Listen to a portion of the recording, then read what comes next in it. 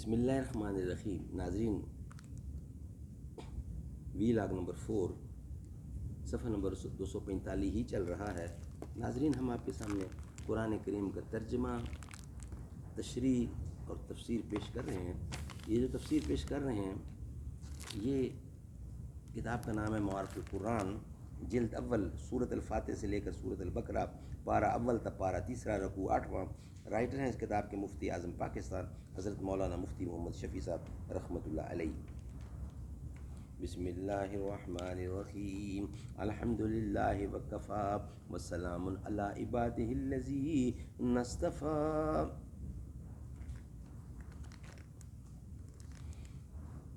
Page number 245 اور وی log number 4 ہے.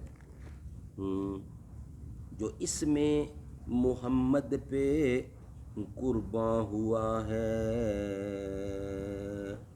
جو اس میں محمد پہ قرباں ہوا ہے، دنیا میں اس کا پھر نام بڑا ہوا ہے.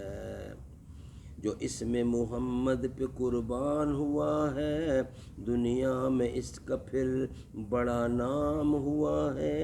یوسف کے حسن کو دیکھ کر کٹ گئی تھی انگلیاں، یوسف کے حسن کو دیکھ کر کٹ گئی تھی انگلیاں.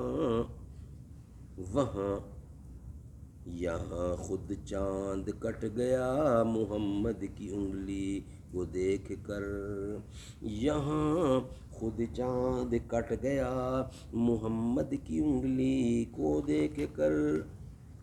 سبحان اللہ. وَإِذْ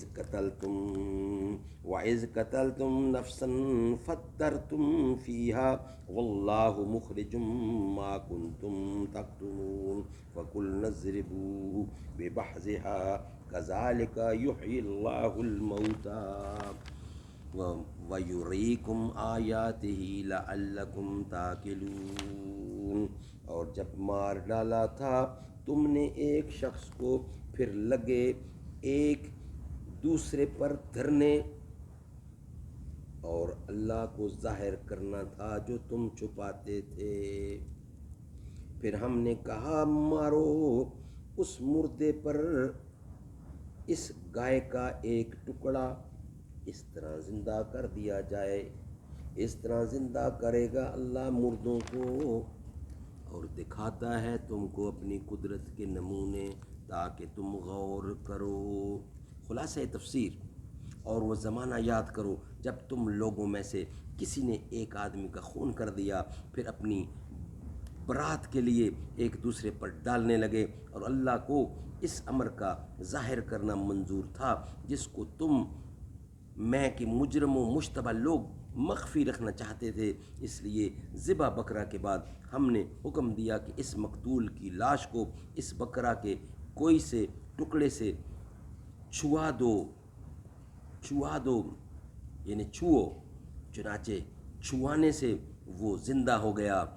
آگے اللہ تعالیٰ بمقابلہ منکرین قیامت کے اس قصے سے استدلال اور نظیر کے طور پر فرماتے ہیں کہ اس طرح حق تعالیٰ قیامت میں مردوں کو زندہ کر دیں گے، اور اللہ تعالیٰ اپنے نظائر قدرت تم کو دکھلاتے ہیں اس توقع پر کہ تم عقل سے کام لیا کرو اور ایک نظیر سے دوسری نظیر کے انکار سے باز آ جاؤ.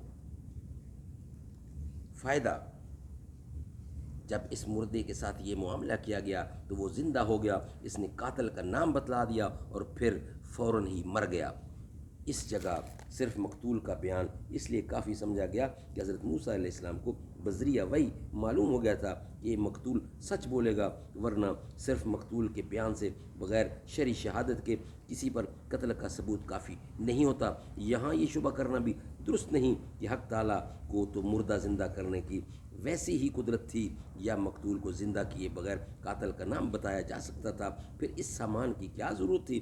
تو بات یہ ہے کہ حق تعالیٰ کا کوئی فعل ضرورت اور مجبوری کی وجہ سے تو ہوتا نہیں، بلکہ مصلحت اور حکمت کے لیے ہوتا ہے، اور ہر واقعہ کی حکمت اللہ تعالیٰ ہی کی آیات عملی میں آ سکتی ہے. نہ ہم اس کے مکلف مکلف ہیں کہ ہر واقعہ کی مصلحت معلوم کریں، اور نہ یہ ضروری ہے کہ ہر واقعہ کی حکمت ہماری سمجھ میں آ جائے، اس لیے اس کے پیچھے پڑھ کر اپنی عمر عزیز ضائع کرنے کی بجائے بہتر طریقہ تسلیم و سخوت کا ہے۔ سبحان اللہ، اللہ تعالیٰ ہمت دے سمجھنے کی۔ انشاءاللہ نیکسٹ آپ سے ملاقات ہوگی وی لاگ نمبر 5 میں۔ در اقدس پہ حال دل سنانا یاد آتا ہے، مدینہ یاد آتا ہے، مدینے میں جو گزرا وہ زمانہ یاد آتا ہے، خدا کے نور کے جلوے جو دیکھے میں نے طیبہ میں، مجھے رہ رہ کے وہ منظر سہانا یاد آتا ہے، در اقدس پہ حال دل سنانا یاد آتا ہے، مدینہ یاد آتا ہے، مدینے میں جو گزرا وہ زمانہ یاد آتا ہے۔